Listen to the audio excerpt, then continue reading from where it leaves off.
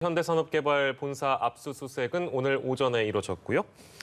본사 측에 이제 책임이 드러나게 되면 추가 입건자가 나올 것으로 전망되고 있습니다. 네, 관련 내용 두 분과 짚어보겠습니다. 김수민 평론가 계속해서 함께하시고요. 이호영 변호사 오셨습니다. 어서 오십시오. 안녕하세요. 예.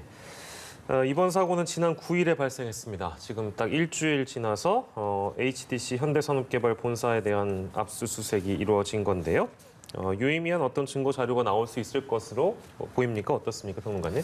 네, 일단은 철거 관련 계약서를 입수하는 것이 가장 시급한 일이겠죠. 그 계약 내용이 어떻게 짜여져 있느냐에 따라서 이 원청과 재하도급 쪽하고 어떻게 지휘 체계가 성립돼 있고 어떤 정보가 주고받게 됐는지 그렇게 판단을 해서 이제 이 사고에 얼마만큼 관여를 했고 책임이 있는지 그것을 밝히는 아주 필수적인 작업이라고 볼 수 있는데 좀 안타까운 점은 압수수색이 좀 더 빨리 이루어질 수는 없었을까. 왜냐하면 다른 업체 같은 경우도 압수수색을 실시를 했는데 그 전에 CCTV를 확인을 해본 결과 압수수색 전에 어떤 간부가 사무실에 들어가서 증거를 인멸하는 듯한 그런 정황이라든지 이런 것들이 발견된 적이 있었거든요. 그래서 그런 인멸의 위험성을 고려했으면 조금 더 빨리 이루어졌어야 할 압수수색이 아닌가 그렇게도 보여집니다. 네, 아직까지 현대산업개발 측에서는 재하도급은 없었다라고 주장을 하고 있고요. 그런데 당시 공사에서는 재하도급 사실이 확인이 되지 않았습니까? 그래서 지금 계약 자체에 대한 불법성도 수사 대상에 올라 있는 상황입니다.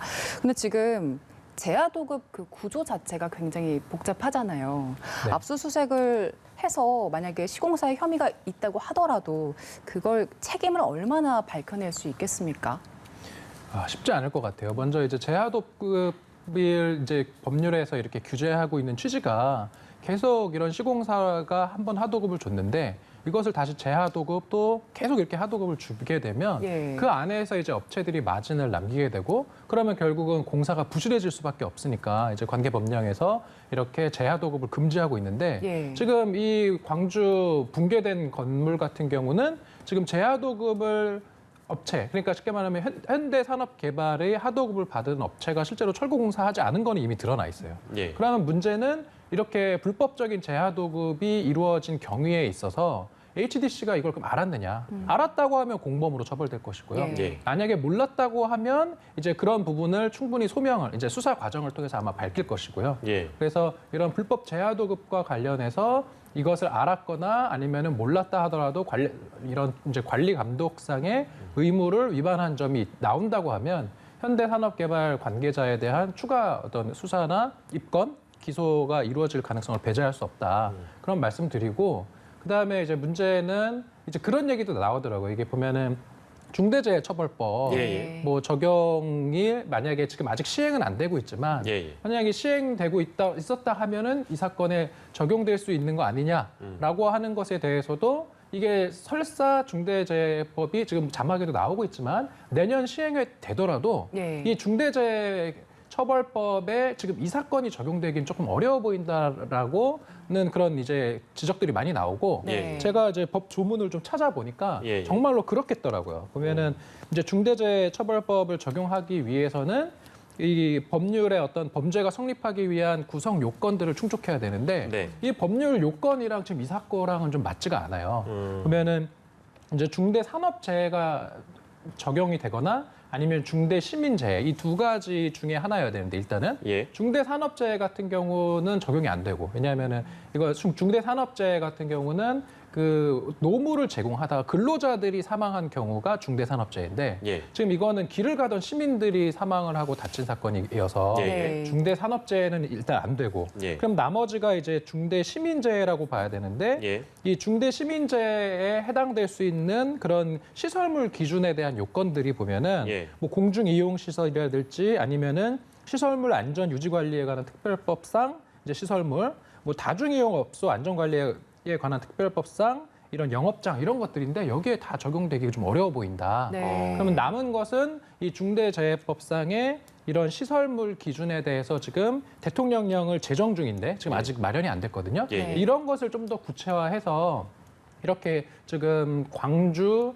건물 붕괴 사고에 대해서도 이러한 중대재해처벌법을 적용할 수 있게 그 적용 범위를 좀 더 넓혀야 되는 거 아니냐라는 문제 제기가 계속 앞으로 나올 것 같습니다. 그러네요. 말씀 듣고 보니까 이게 실제 적용이 어렵다면 중대재해기업처벌법이 의미가 있는 것인지 이런 상황을 맞닥뜨리고 있는데 아마 전 국민이 이해를 못하는 상황이 된 것 같습니다.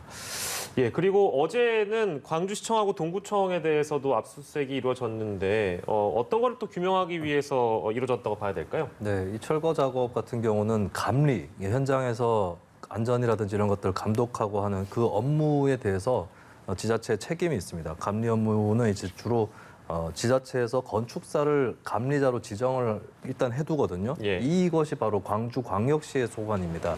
그렇게 명단을 지정을 해둬서 만들어두면 그것을 토대로 해서 해당 기초 지자체에서 어떤 사람을 감리로 할 것인지 예. 이것을 명단을 통보받아서 그다음에 지정을 해주는 그런 업무를 하는데 이런 감리와 관련된 관련 업무들을 주로 동구청이라든지 광주광역시청에서 어떻게 해왔는지 이 부분들을 압수수색을 통해서 들여다볼 것 같습니다. 네, 그 사고가 나기 전에 이미 그 위험을 느낀 주민분들이 민원을 했다고 하는데 그 민원에 대해서 일단 지자체가 뚜렷한 대응을 하지 않았다는 이야기도 있었습니다. 이런 부분들도 처벌의 대상이 될 수 있는 겁니까? 이제 관할 이제 감독청에서 예. 이런 철거와 관련돼서 그 감독 의무가 당연히 있죠. 그러한 감독 의무를 그럼 제대로 이행을 했는지를 들여다봐야 되는 것이고 그렇기 때문에 지금 동구청 건축과나 그런 감독 기관에 대한 압수수색이 지금 이루어지고 있는 것이고요.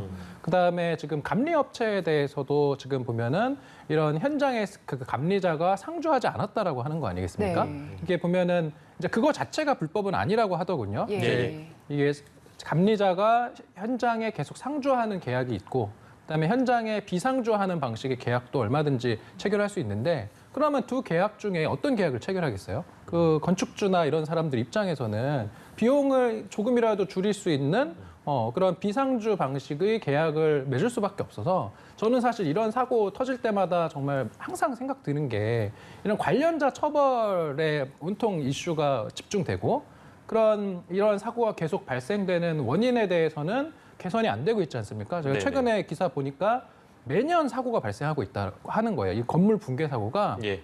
최근 5년간 매년 계속 발생하고 있는데 네. 지금 이렇게 원인이 이제 해결되지 않고 사고가 계속 발생하는 거는 결국은 비용 문제거든요. 예. 이런 사고가 발생하는 것을 방지하는 거, 방지하기 위한 그런 조치를 취하는 데는 결국은 돈 문제, 돈을 더 많이 써야 되는 건데 예. 보면은 사고를 방지하기 위한 비용을 늘리는 대신에 그런 사고가 발생을 했을 때 그냥 그것을 뭐 다치거나 사망한 사람에 대한 어떤 그런 배상금을 지급하는 것이 회사 입장에서는 훨씬 저렴하다. 예. 지금 그런 상황이거든요. 회사 입장에서는 사고 발생하면 사고 수습에 들어가는 비용을 장부상 그냥 지급하면 되는 것이고 그러다 보니까 이제 경영자를 처벌해야 된다라는 중대재해처벌법까지도 나왔는데 예. 이게 처벌만이 능사는 아닌 것 같고 결국은 회사 입장에서 경영을 하다가 이런 사고가 발생하면 회사 입장에서 경영상 타격이 더 크다.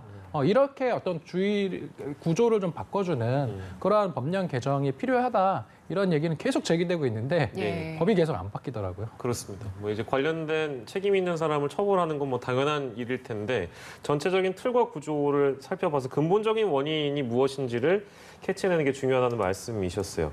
그리고 해외 도피한 사람이 있습니다. 학동 사구역 재개발 사업에 깊이 관여해서 입건된 문흥식 전 5.18 단체 회장.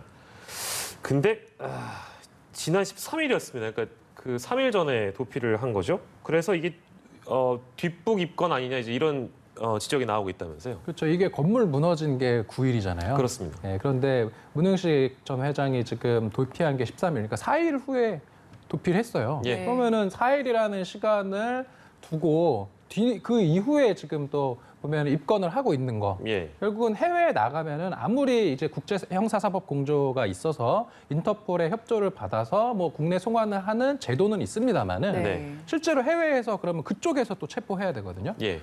그리고 또 송환 과정에서 또 이의를 제기할 수 있어요. 그 해당 법률 국가에서. 예. 그럼 그 국가에서 이의 절차가 진행되거나 하면은 강제 송환 자체는 가능한데 예. 가능하다 하더라도 대단히 뒤로 밀려질 수 있고 네. 또는 이제 이 사람이 검거되지 않으면은 뭐 국내 송환이 불가능해질 수도 있고 예. 결국은 뒷북 입건이다라는 비판은 피할 수 없는 상황이다 이렇게 볼 수 있을 것 같습니다. 예. 네, 이 문흥식 씨가 2018년에 학동사구역 그 사업 재개발 사업 조합장 선거 현장에 나타나서 본인이 조합 고문이라고 소개를 하고 활동을 했다고 합니다. 이게 연관이 있다는 건데 지금 조합 측에서는 이 문흥식 씨와의 연관성을 부정하고 있더라고요. 만약에 연관이 없다면 이분은 왜 급하게 출국을 했을까요?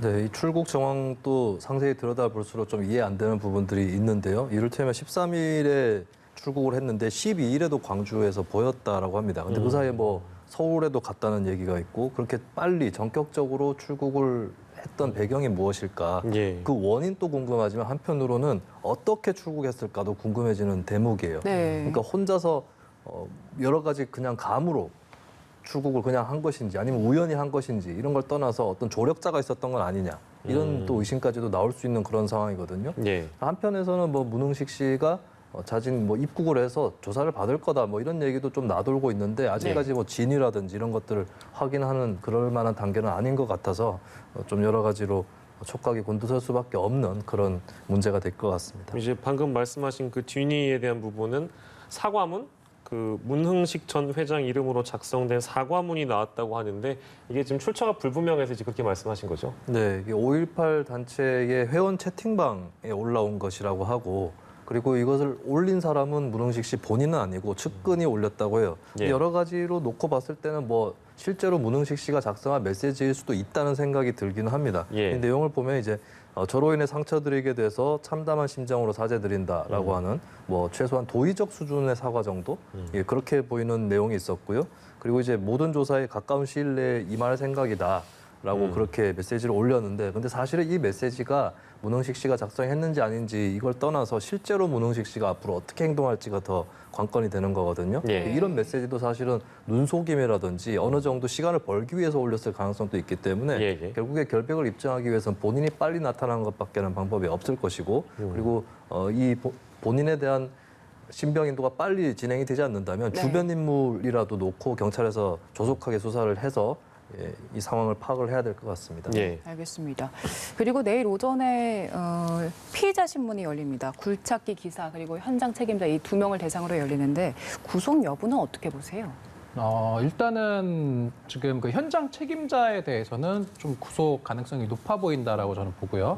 왜냐하면은 이 철거 과정에서 철거 설계도대로 철거가 진행되지 아니한 정황이 지금 많이 보이지 않습니까? 네. 보면 지금 5층 건물 이런 작은 건물 같은 경우 철거하면 위에서부터 순차적으로 철거를 해야지 무너지지 않으니까 네. 실제로 철거 계획서상도 보면은 5층부터 위에서 아래로 철거하겠다라고 되어 있었는데 실제로 나와 있는 자료 보면은 뭐 2, 3층 부분이 뻥 뚫려 있어서 네. 밑에서부터 이렇게 철거를 하다 보니까 건물이 무너진 것이다라고 이제 볼 수밖에 없는 그런 상황이 있어서 예. 현장 책임자는 일단은 뭐 범죄가 너무나도 소명되고 네. 그러면은 범죄가 소명된 경우에 이제 처벌의 가능성이 높다라고 하면은 중형 선고가 이제 예상되는 상황이라고 할 수 있고요. 예. 이렇게 중형 선고가 예상되는 상황이면 도주 우려가 높다고 볼 수 있죠. 예. 그래서 도주 우려는 높아 보이고 이제 뭐 증거 인멸 우려 같은 것들을 고려해서 아마도 영장이 발부되지 않을까 판단할 수 있는데 이제 굴착기 운전기사 같은 경우는 약간 달리 생각할 여지도 있어 보여요. 그래서 오히려 굴착기 기사가 예를 들어서 운전을 하다가 실수, 업무상 주의 이게 결국 업무상 과실치사상인데 예. 본인의 어떤 그런 주의 의무, 그러니까 굴착기 운전을 함에 있어서 당연히 지켜야 될 수칙이나 이런 것들을 위반했고 그로 인해서 사고가 난 것이 어느 정도 소명이 된다라고 하면은 범죄 혐의가 소명되고 이제 마찬가지 논리로 예. 이제 도주 우려나 증거 인멸의 염려를 고려해서 영장 발부를 할 텐데 지금 범죄가 소명되는지 여부에 대해서 어느 정도로 수사기관이 자료를 쌓고 이것을 가지고 내일 구속 전 피의자 신문이 진행되는지 저는 이제 모르니까 예. 혹시 그런 것들이 만약에 소명이 좀 안 되면 굴착기 운전기사에 대해서는 혹시, 범죄 소명이 좀 부족하다라는 이유로 영장이 기각될 가능성도 있다. 저는 그렇게 보고 있습니다. 네, 그 전망을 좀 해주셨고요. 그리고 그 굴착기 운전한 사람이 진술을 하기를 현대산업개발 측이 이 현장에서 분진 날리지 않게 물을 많이 뿌려라 이렇게 요구했다고 진술한 것으로 일단 전해지고는 있습니다. 그렇기 때문에 이 물을 머금으면 토사가 당연히 무거워질 것이고 그 무게를 감당하지 못해서 또한 붕괴의 원인이 된 게 아니냐 이제 이런 의혹도 나오고 있는 상황이죠, 평론가님. 네, 이 먼지 방지를 위해서 물을 공사 현장에서 뿌려주는 것 자체는 불가피한 일이기도 합니다. 그리고 한 10여 년 전부터 지자체에서 조례들을 많이 만들어서 이 공사 현장에서의 먼지, 소음, 진동 이런 것들 방지하는 데에도 많은 좀 심혈을 기울였었고 이게 공사가 빨리 되는 것보다는 주변 사람들에게 피해가 적게 가도록 하는 것 이것이 이제 좀 점차 사회적으로 인식이 확산이 되어 왔었는데 근데 사실 이렇게 먼지가 너무 많이 날 정도면은 물을 뿌려주는 것도 중요하지만 어느 정도 공사를 좀 천천히 하는 것 그것이 더 중요한 부분이거든요. 근데 그것을 공사는 빨리 하고 먼지는 먼지대로 없애려고 하니까 예. 살수를 과도하게 하게 되었고 예. 결국에 토사에 영향을 미쳐서 붕괴의 원인이 됐다라고 하는 그 대목입니다. 근데 이것이 이제 원청에서 이런 지시를 내렸다라고 하는 진술이 나온 것인데 뭐 여러 가지 가능성이 있을 수 있겠죠. 현장의 책임자들이 스스로 그렇게 했을 가능성도 있겠지만 예. 사실 이 원청이 어떻게 보면 책임은 덜 지는 측면이 있으면서 권력은 그대로 갖고 있습니다. 만약에 지시를 했다면 이것을 어기기가 대단히 어려운 그런 구조로 돼 있을 거란 말이죠. 네. 예, 그런 부분들을 이제 살펴봐야 될 것 같고 오늘 있었던 그 압수수색도 결국에는 이런 부분들까지 포함해서 예. 네, 들여다보기 위해서 이루어진 것이다라고 볼 수 있겠습니다. 네, 이 살수 지시에 대해서 일단 현대산업개발 측에선 일방적인 최고업체 주장이다 이렇게 말하고 있어서 이 부분도 살펴봐야 될 것 같고요. 네. 자, 그리고 마지막으로 감리자를 살펴봐야 될 것 같아요. 감리자는 지금 구속영장 신청 대상에서 빠져 있잖아요. 근데 이분이 그 서류 뭉치를 들고 나가는 모습이 CCTV에 포착이 됐더라고요. 근데 증거인멸 혐의는 받을 수 있는 겁니까? 그렇죠. 이제 본인 증거인멸죄라는 것은 이제 타인의 어떤 형사 사건에 대한 증거를 인멸하면 성립하는 것이어서 원래는 이제 본인과 관련된 혐의 이런 증거를 인멸하면 증거인멸죄는 성립하지 않는데 네. 지금 이 감리업체의 대표가 들고 간 서류 뭉치가 뭐 이 증거인지 아닌지는 알 수는 없지만 예. 이게 이 지금 그 들고 나간 서류 뭉치가 감리업체 본인 그 대표 본인의 그 서류만으로 보긴 좀 어렵거든요. 다른 관계자들에 대한 서류로 보면은 그런 제3자에 대한 서류 증거로 볼 수 있어서 증거인멸죄의 어떤 그런 의심은 충분히 이제 성립할 수 있다라고 보고요. 예. 그래서 결국 증거인멸 그다음에 무엇보다도 더 중요한 것은 이런 철거 과정에 있어서 감리를 제대로 했느냐. 감리를 제대로 하지 않은 정황이 지금 보이지 않습니까? 네. 그래서 그런 부분까지 아울러서 수사가 돼야 될 것 같고 그런데 제가 아까도 말씀드렸지만 결국은 이거 솔직히 다 책임자 처벌하고 그렇게 되면 남는 것은 결국은 배상의 문제거든요. 예. 이 불의의 사고로 그냥 순식간에 생명을 잃은 사람들의 피해자들의 유가족들이 그럼 어떻게 배상받느냐. 예. 이게 결국은 피해를 회복하는 이제 궁극의 목표인데 우리 솔직히 그 지금 현행법과 그다음에 지금 민법의 어떤 그런 배상이라는 것이 턱없이 부족하거든요. 해외에 비교해서. 예. 사람의 목숨값이라고 표현을 해도 제가 적절할지 모르겠는데 사람의 목숨값이 불과 몇 천만 원에서 한 1, 2억 원, 뭐 이 정도 사이라는 거예요. 사람이 사망을 했을 때 배상금이. 예. 그러면은 이렇게 배상이 적고 결국은 제가 아까 말씀드렸듯이 기업이 이제 어떤 경영을 함에 있어서 이런 사고를 발생을 방지했을 때의 비용과 예. 사고가 발생했을 때 수습 비용을 비교했을 때 예. 수습 비용이 훨씬 싼 거예요, 지금은. 방지 비용을 높이는 것보다. 네네네. 그래서 결국은 방지를 제대로 하지 않았을 때의 이런 배상금이 엄청나게 천문학적으로 늘어날 수 있는 그러한 제도가 필요한 거고 그게 이제 징벌적 손해배상 제도인데 그렇습니다. 미국 같은 경우는 맥도날드 사건 너무나도 유명하거든요. 예. 예. 할머니가 커피를 받아들고 그 뜨거운 커피를 쏟아서 다친 것. 예. 그래서 몇십억 원을 배상을 했어요, 맥도날드가. 예, 그 예. 이후로 뜨거운 커피잔으로 고객들이 다치지 않게 주의 의무를 충실히 해서 지금은 그런 사고가 이제 더 발생을 하지 않게 된 거거든요. 예. 이렇게 매년 건물이 발생하고 있는 원인을 없애주는 게 국회, 그다음에 국가가 할 일이다. 저는 좀 개인적으로 그렇게 생각을 합니다. 예, 맞는 말씀입니다. 이슈 큐브 함께 했고요. 이호영 변호사 이어지는 사건 큐브 함께 해주실 거고 김수민 평론가는 여기서 인사드리도록 하겠습니다. 고생하셨습니다.